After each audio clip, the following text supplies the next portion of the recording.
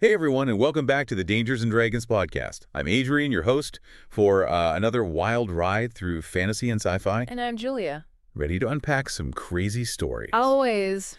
So you know how we love those addictive narratives, those stories you just get lost in? Well, get ready, because today's story is a total trip. We're diving into a world of cyberpunk samurai, megacorporations running wild, and a rebellion brewing in the digital underground. Yeah, it's this world, this decaying world, constantly drenched in acid rain. Mega corporations control everything, and they've pretty much just squeezed the life out of the planet. Yeah, it's like Blade Runner meets Shogun. You know what I mean? Right in the middle of this neon-drenched dystopia, we meet our main character, Katsuo. He's a samurai who has been betrayed and left for dead. And now he's on a mission of revenge. What I think is so fascinating is how Katsuo embodies this clash between tradition and technology. Oh, totally. He's got a samurai code of honor, but he's also augmented with stolen tech. He's like a total anomaly in this world that's obsessed with chrome and algorithms. Right. And his weapon.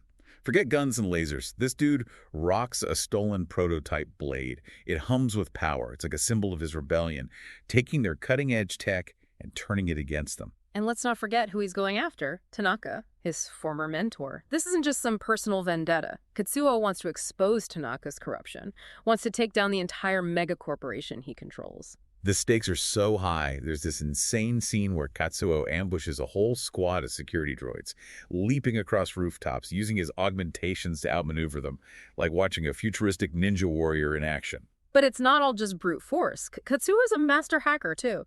He dives into the city's data stream and starts manipulating it to expose Tanaka's lies. Like he's using their technology to fight back against their control. Digital activism on steroids. And here's where things get really interesting.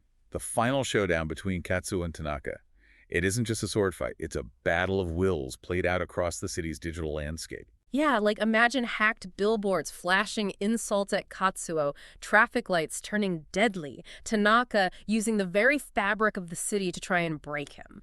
But Katsuo has a secret weapon. Memories. Ooh. The scent of incense before a battle. His teacher's laughter. The weight of a hand-forged blade. These are the things the megacorporation couldn't erase. They're what fuel his resistance. That's such a powerful reminder that in a world where technology seems to dominate everything, human connection and memory can still be a source of strength. And that's what drives him to Tanaka's server room, the heart of his digital empire. It's not even just about destroying those servers, though, right? It's about shattering the illusion of Tanaka's power. It's like his blade, this fusion of tradition and stolen tech, becomes the key to bringing down Tanaka's whole digital fortress. It's just so symbolic, right? He's showing them that even in this hyper-connected world, they can't control everything. There are forces more powerful than algorithms and firewalls. And he doesn't just want to escape, either. He wants to expose the truth. Think about it. He could have tried to go to the authorities. But who knows how deep Tanaka's corruption really goes? So what does he do? He transmits proof of Tanaka's crimes directly into the city's data stream. He's turning their own network against them, broadcasting the truth to everyone. That's so smart. It's brilliant. He understands that information is power, and by spreading the truth, he's creating this virus of dissent. Suddenly, people all over the city are seeing evidence of Tanaka's crimes. It's like flickering on their screens. Katsuo, the ghost with the katana, becomes a symbol of rebellion, like a glitch in the system they can't erase. And it's so compelling because he's not just relying on brute force, right? He's using his cunning, his understanding of their technology to fight back. He's playing their game, but he's beating them at it. But the story doesn't end with some triumphant escape or a clear victory. Katsuo disappears into the city, just leaves this trail of chaos and uncertainty in his wake. Right. It's not a clean ending. He's planted a seed of rebellion, but we don't know what will happen next. Will the people rise up? Will the mega corporation crush the dissent? It's this open question that makes you think. It's like he's become this digital folk hero, this whispered legend in the data streams. People are questioning everything they see, starting to doubt the information they're being fed by the corporations. Exactly. He's disrupted their carefully constructed reality, and now anything is possible. It's like the story's asking us, what would you do in Katsuo's situation? Would you fight back against a corrupt system, even if it meant sacrificing everything? That's a question we all have to grapple with, especially today, with technology becoming so central to our lives. We can't just be passive consumers of information anymore. We have to be critical thinkers, question what we're told, and be willing to stand up for what we believe in. It's like Katsuo's story is both a warning and a call to action. I agree. It shows us the potential dangers of unchecked technology, but it also reminds us that even in the darkest of times, there's always room for resistance. And it's not about becoming a lone wolf warrior like Katsuo. It's about finding ways to connect with others, build communities of resistance, and use our collective voices to create change. It's about recognizing that we're not alone in this struggle. There are countless others out there who share our concerns and are working to build a better world. Yeah. And that's what I love about stories like this. Yeah. They hold up a mirror to our own world. They force us to confront these uncomfortable truths, and they make us ask some tough questions. Absolutely. I mean, this story is set in this futuristic dystopia, but the themes, Right? they're so relevant to our lives right now. Yeah. We live in a time where technology is advancing so fast. Like, it's incredible. And honestly, sometimes it's easy to feel overwhelmed, even powerless. You see that in Katsuo's journey, too. Totally. He's caught between these two worlds, the traditional world of the samurai, and then this hyper-technological world run by the megacorporation.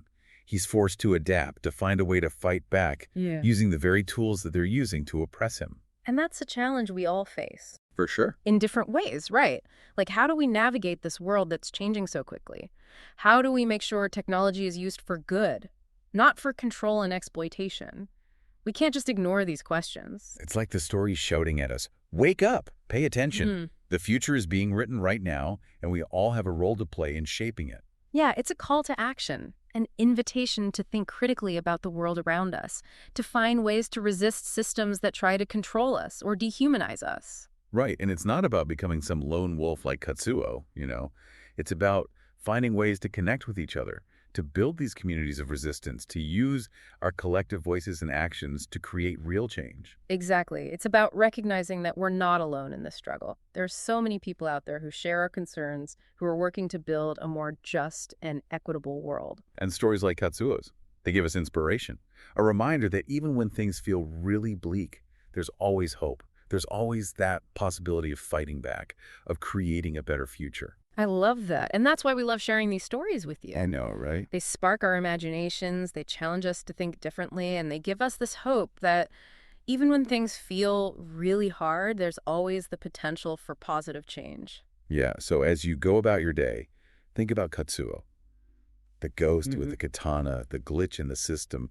Remember his courage, his defiance, his willingness to fight for what he believed in. I love it. And let it inspire you to find your own ways to make a difference. Because the future isn't something that just happens to us. It's something we create together. Well said. And that's it for this episode of the Dangers and Dragons podcast. We hope you enjoyed our dive into this cyberpunk adventure. As always, we'd love to hear your thoughts. What resonated with you? What questions did this story raise for you? Leave us a comment and join the conversation. And don't forget to rate and follow for more epic stories, thrilling adventures, and thought-provoking discussions. Until next time, keep those imaginations firing and stay adventurous.